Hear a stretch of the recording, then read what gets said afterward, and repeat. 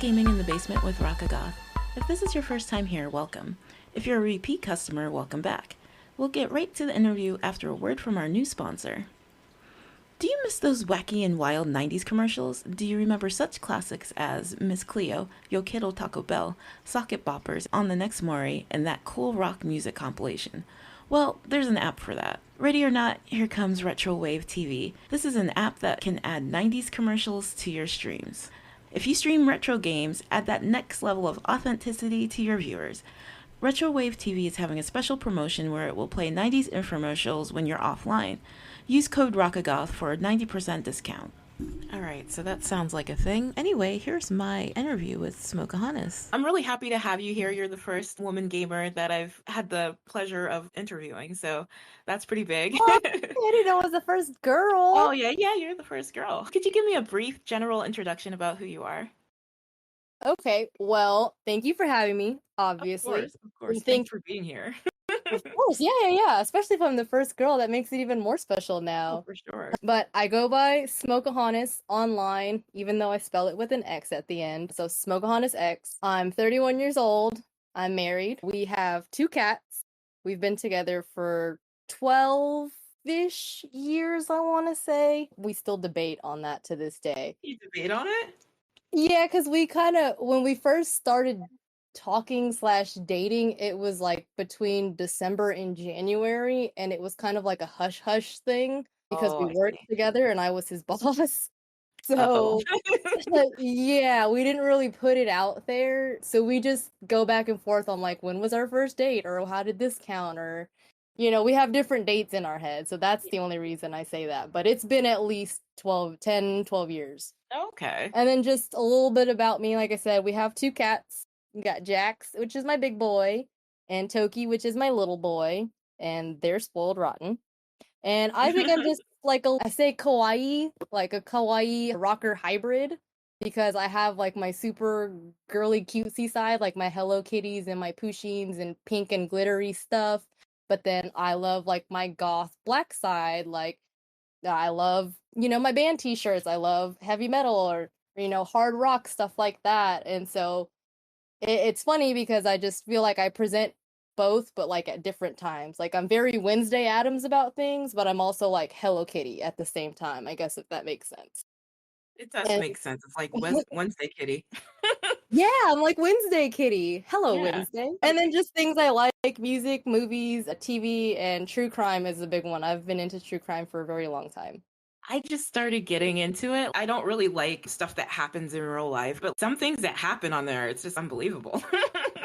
Yeah, see, my husband thinks I'm weird for listening to that, or like he's overheard some of the like graphic stuff I've listened to before, like documentaries I've watched, and he's like, "What the hell are you listening to?" And I'm like, "Hey, I'm just learning here because it's just like a world of things to learn, and it is reality. So these are things that could happen to you or me or people we know, and I just feel like I would much rather be prepared and kind of understand and what to look out for, kind of people to avoid. Yeah. Because they all have a lot of common characteristics. So yeah, I just look at it as like a preventative thing, but it also is just fascinating to me that some people can be so evil in this world and how that affects people going forward.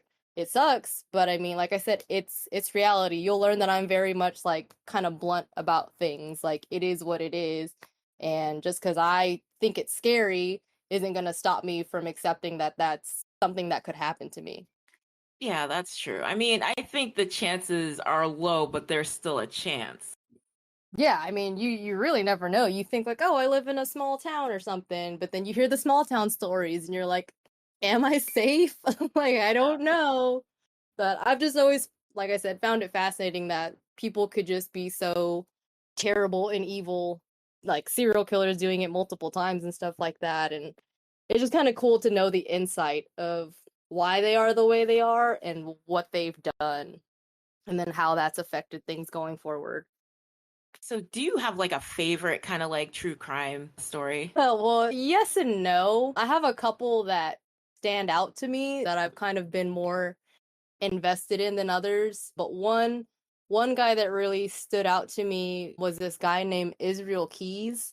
I don't know if you've heard of him. I don't know if you've dabbled at all in that world. Look him up. He didn't do anything like, I mean, it was bad, obviously, but it kind of put back into perspective like this could happen anywhere, this could happen to me. So essentially, he committed a crime and a murder and this and that, but they come to find out that they don't know how many victims he actually had because he buried kill buckets around the country. So he Holy essentially moly. prepared buckets to say, if I'm ever in Washington and I want to kill somebody, I Don't know say where to that. go to get the stuff I need. And so he told them that he had them planted just in various places. And so it just makes you wonder, like, oh snap, like, is there a kill bucket somewhere in my neighborhood or somewhere in my area? Or thankfully, obviously, like, he's sure he's dead. I'm not 100% sure, or he's at least locked up. Mm. But yeah, that one stood out to me because of what he did, everything that came along in that case, and then to come to find out you don't know how many people he may have actually killed because there was no like common link between it. It wasn't just women, it wasn't just men of this age, it wasn't just this or that. It was just all over the place, literally in terms of like his victims and location. Oh wow. Yeah. I mean, I think things like that is more scary because anybody can be a target, right? Exactly. At that But point. I think if you listen enough and you can put together like the kind of people you should avoid, and okay, this person I know kind of has this behavior, like maybe I should back up away from them because they may be a safety risk at some point. I mean, you can't just assume, but I'd rather assume and cut off somebody than find out the hard way, you know what I mean? Yeah, I mean, because you find out the hard way, that's it. Yeah. Yeah. Scary world. It is. So how long have you been gaming? So I struggle to put a date on this or like a year and age, but I want to say when I was like 7 or 8 years old, it Mhm. started. My mom bought me a Game Boy Pocket. I don't know if you remember that one. I know you do your retro gaming and stuff, I had a but Game Boy, but not a Game Boy Pocket. see, I had a Pocket, but not like a Game Boy or a Game Boy Color. So I had, I guess, right in the middle or something. I'm not Yeah. sure how they released, but yeah, she bought me that one and it had Super Mario Land on it. Ooh. And she got me like a Little Mermaid game. I think I had like a Bugs Bunny game and maybe Pac-Man. So I think I had 4 games in my arsenal and I just loved it. I loved that thing. I took it with me everywhere. I made sure I had my batteries with me. You know, it just stuck. And then eventually she met my stepdad and my stepdad introduced me to like the Sega Dreamcast and then a PlayStation, the PlayStation 2, and then everything just kind of followed to where we're at today. That's funny. I feel like everybody's story kind of starts out the same. Like their parent gave them like a system, and like we all have these memories of like growing up playing these systems, but I feel like it was their way of getting rid of us. Kind of like, oh, you Yeah. go busy yourself and like leave me alone kind of thing, Well, you it's kind of know? like iPads, I guess, nowadays. Like, here, go play. Go do Yeah. your thing Yeah, with this go. technology. Yeah, if only they knew what monsters they were going to create with that. Oh, it's an addiction. But I mean, it's so cool. Like gaming is the best. And the thing I love about it, just from like being a kid, was I was able to pass that on to my brother because my brother's 10 years younger than I am. And so now all he does is game, but he's more of like a PC gamer than I am. So I think it's cool that we share that. Like he learned it from me, I kind of learned it from his dad, and it's just like I said, just kind of flowed. Yeah, that's pretty cool. So I was just going to ask you if you're a PC or console gamer, but it sounds like you're a console gamer I mostly? am a console. But you So play I Apex on a PC, right?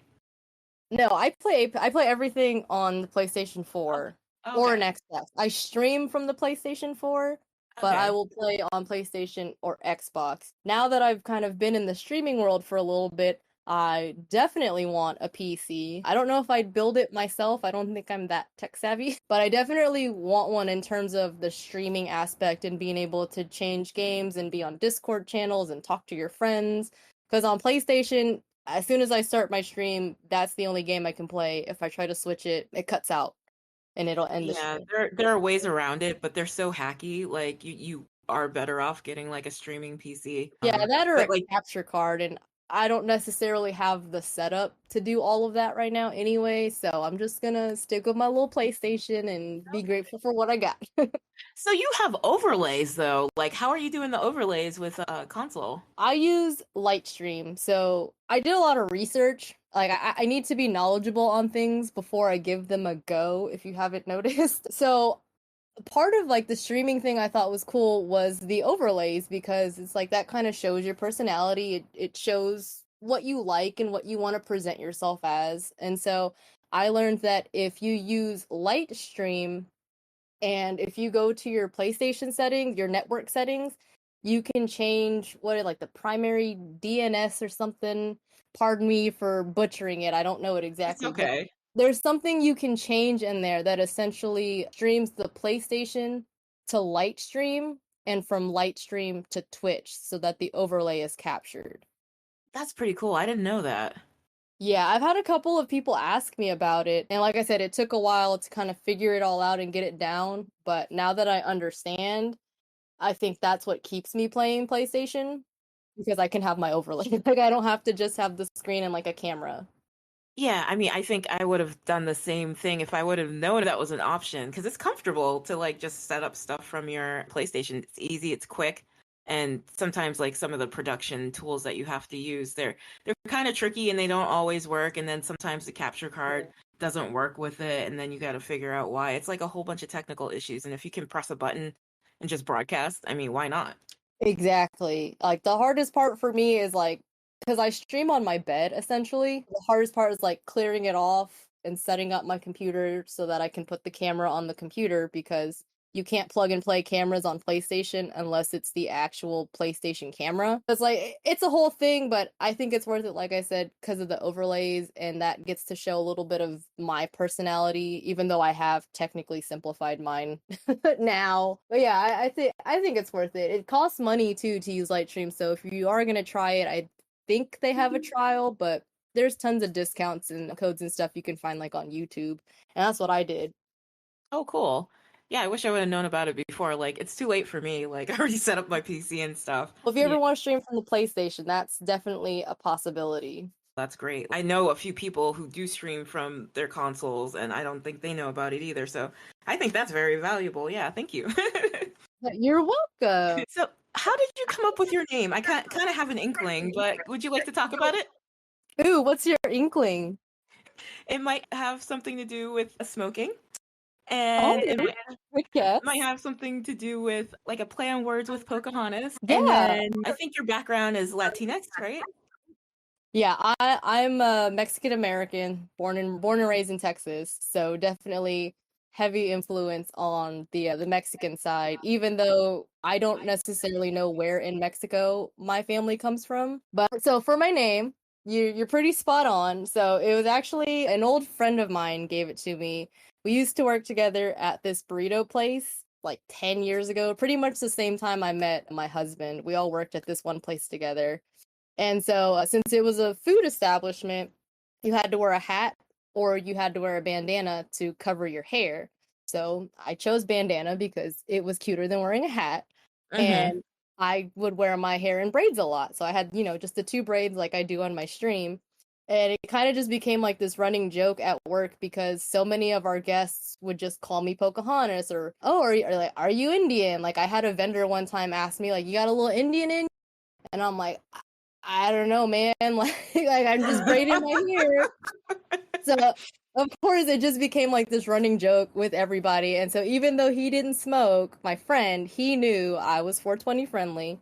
And he listened to this band called Attack Attack. And I guess you can guess one of the names of their songs, which was Smokehontasx. But it was just spelled funny. It was spelled Smok Mm-hmm. Ahontas. But yeah, he called me Smokehontas one time just because of the Pocahontas thing and because of the smoking, like he said. And it's just stuck with me ever since. The only thing I did different was I put the E in smoke so it didn't look like Smokahontas. Yeah. And then I added an X because I think there's maybe like an adult star with that name. So I had to Oh, put okay. an X on it. Yeah, I learned that from Twitter when I tried to make my Twitter account. I was like, no, no, we'll just take Oh the X off. no. Yeah, so it was one of those things. But yeah, it just came from my friend because of that song he liked and just the situation at hand.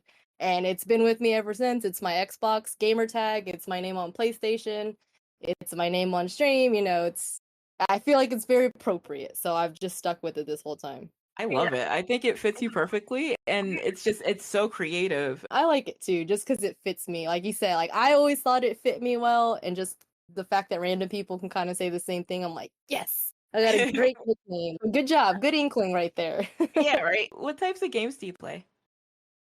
I like some RPGs, and as you know, I love my Apex, so first person shooters are definitely me.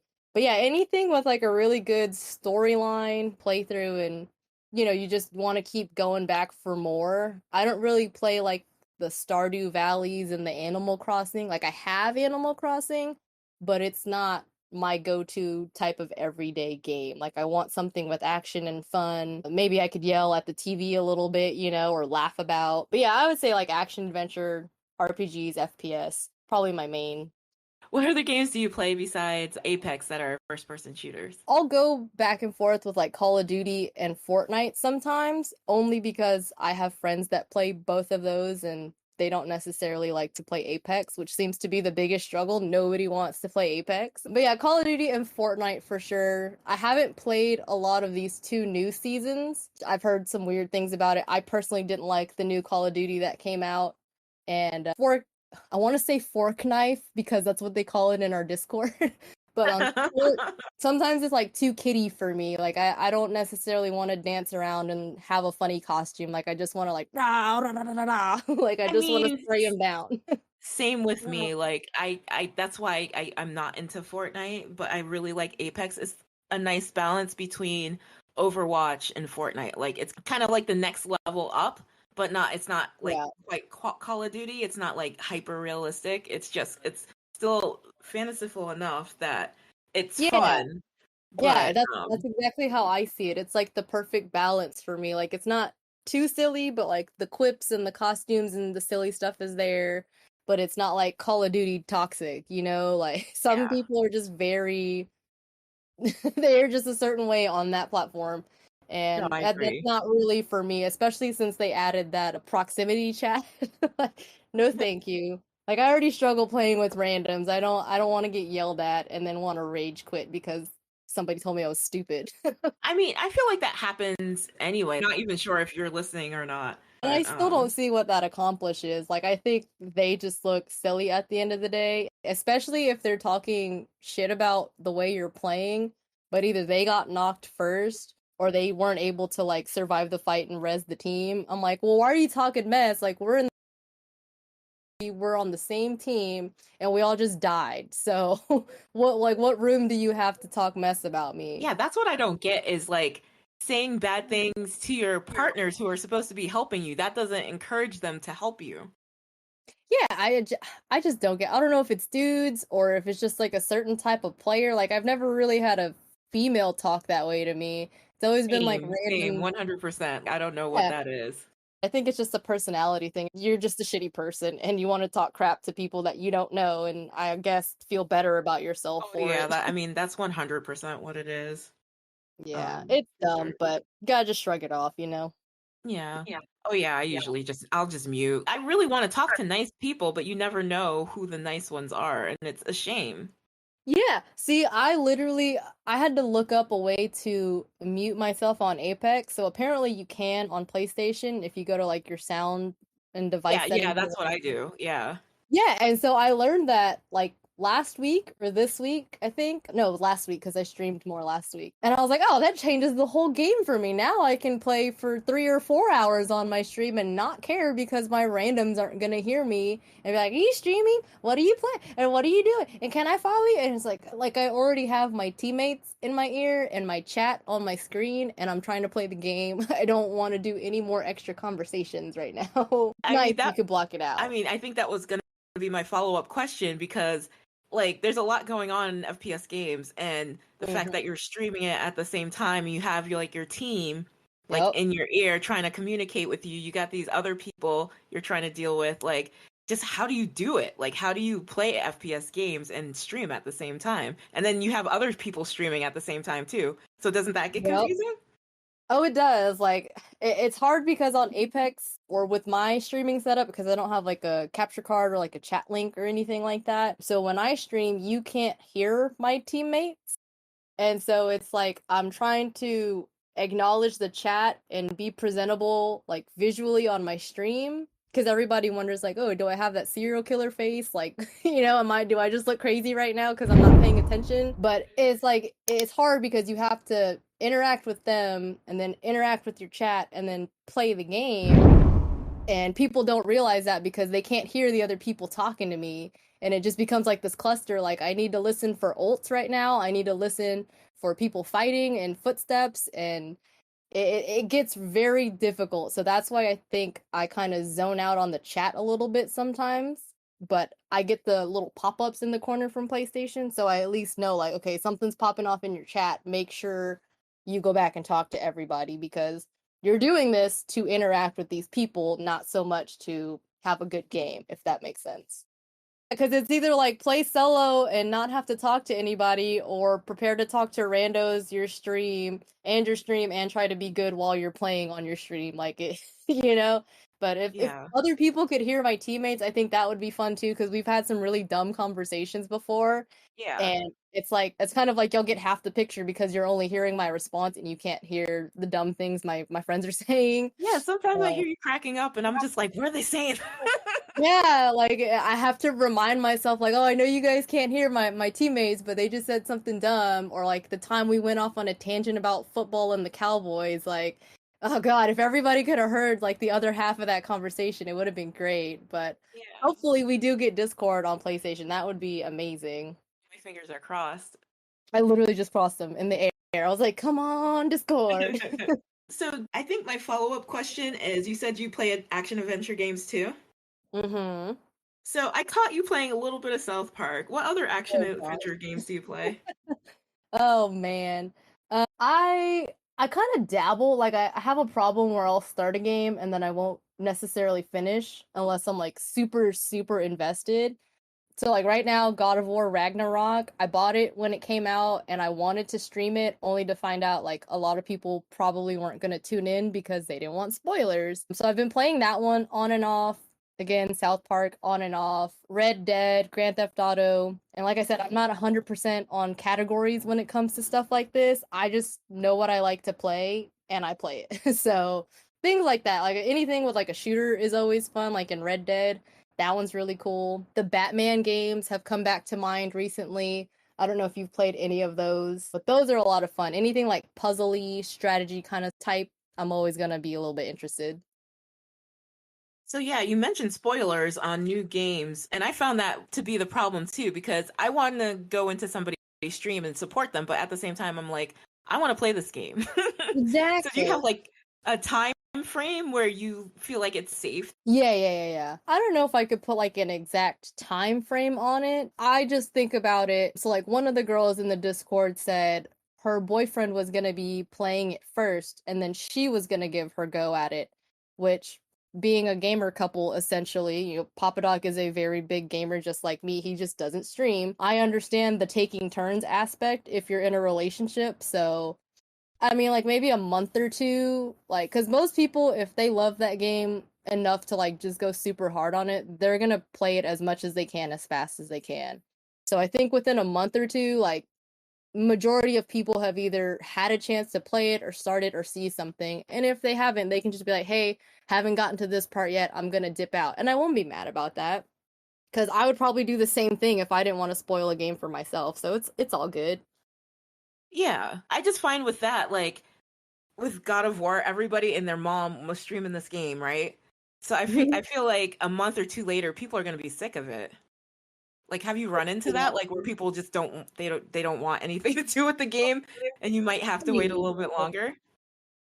No, I haven't even really thought about that perspective of it. Very valid. I mean, that makes a lot of sense.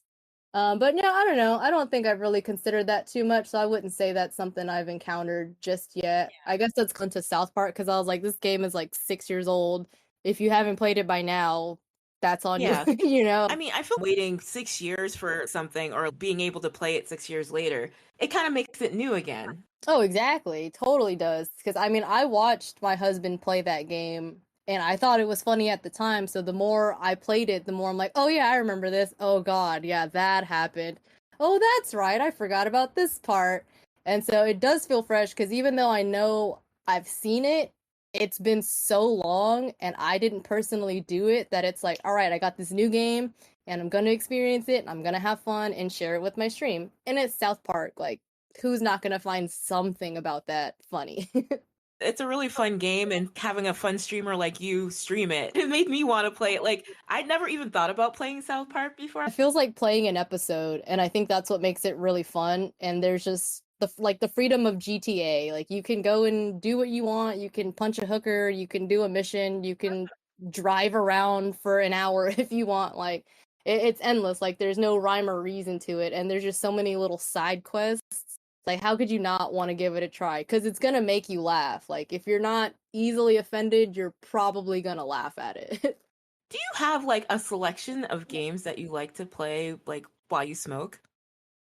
No, not really. I mean, I think I kind of focus on one at a time. I don't think I rotate very much with games.